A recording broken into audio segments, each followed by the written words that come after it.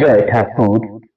শ্রী শ্রী রামকৃষ্ণ পুঁথি চতুর্থ খণ্ডের অন্তর্গত ভক্ত সঙ্গে খেলা এই অধ্যায় থেকে আমরা পাঠ করছিলাম। আজ আমরা এই অধ্যায়ের 20তম দিন পাঠ করব। পর্ব 531, পৃষ্ঠা সংখ্যা 346। এর আগের দিনের পাঠে আমরা দেখেছিলাম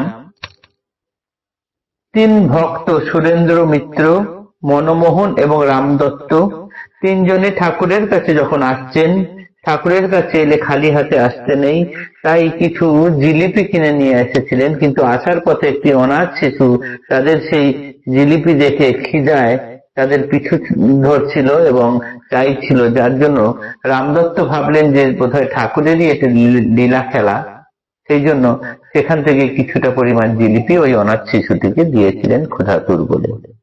কিন্তু যখন দক্ষিণেশ্বরে নিয়ে আসলেন, দেখলেন যে ঠাকুর ওই জিলিপি গ্রহণ করলেন না।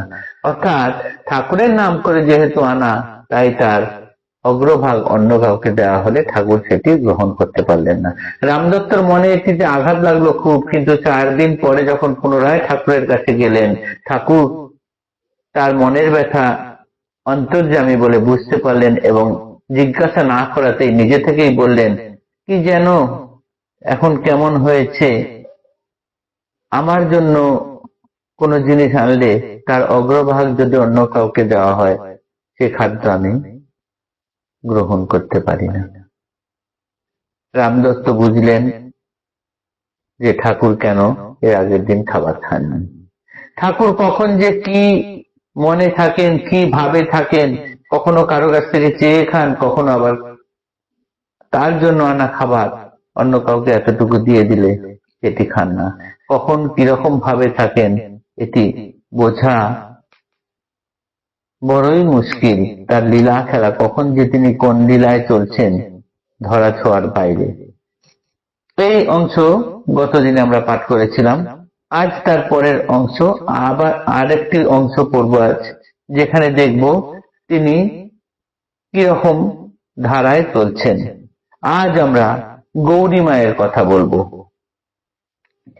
আর দিন শুনো কথা বিস্ময়ে ব্যাপার, কৃষ্ণ অনুরাগিনী গৌর মাতা নাম যার, বলরাম বসুর আবাসে এবে বাস, শ্রীপ্রভুর দর্শনে অপার উল্লাস, মাঝে মাঝে দক্ষিণ শহরে হয় গতি, ভোজ্য দ্রব্য নানাবিধ লইয়া সংহতি, দারুময় জগন্নাথ বসুর ভবনে, ভোগরাগ নীতি নীতি করে ব্রাহ্মণে, একদিন গৌর মাতা ভোগেরও কারণ, করিলেন নানান দ্রব্যেরও আয়োজন, অপর উদ্দেশ্য নয় মনে মনে সাধ, প্রভু দর্শনে যাবে লইয়া প্রসাদ, প্রসাদে বড়ই তুষ্ট প্রভু নারায়ণ, স্নানান্তে প্রসাদ অগ্রে পশ্চাতে ভোজন, আজিকার প্রসাদে ঘটিল বৈলক্ষণ, কিবা বুঝি গৌরমার কি হইল মন,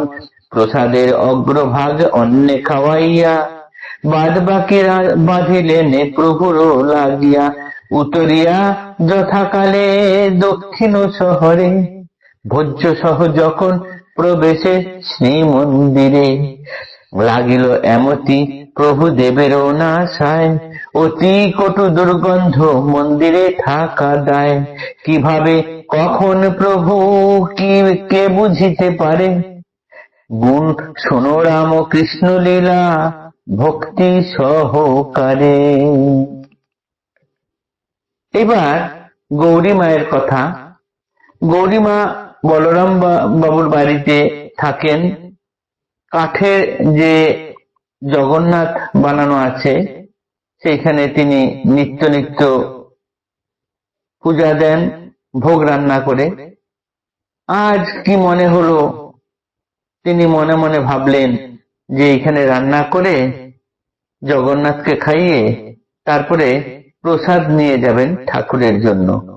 ঠাকুর স্নান করার পরে আগে কিছুটা প্রসাদ খান, তারপরে ভোজন করেন। তো আজকেও সেই জন্য গৌরীমা মনে মনে খুব আনন্দ, রান্না করছেন আনন্দ মনে, তারপরে ঠাকুরের জন্য নিয়ে যাবেন। প্রসাদ একটু, এই ভেবে তিনি তৈরি হচ্ছেন।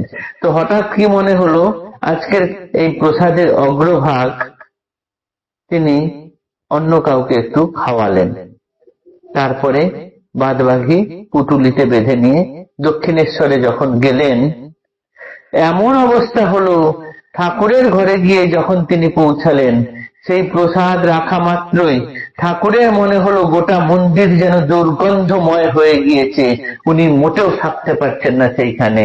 এত সুন্দর করে রান্না করে নিয়ে এসছেন উনি, অথচ ঠাকুরের সেখান থেকে এত দুর্গন্ধ লাগছে যে মন্দিরে থাকা দায় হয়ে গেল। তাই পুথিকার বলছেন, কিভাবে কখন প্রভু থাকেন কে সেটা বুঝতে পারে, কিভাবে কখন প্রভু কে বুঝিতে পারে। শোনো রামকৃষ্ণ লীলা ভক্তি সহকারে।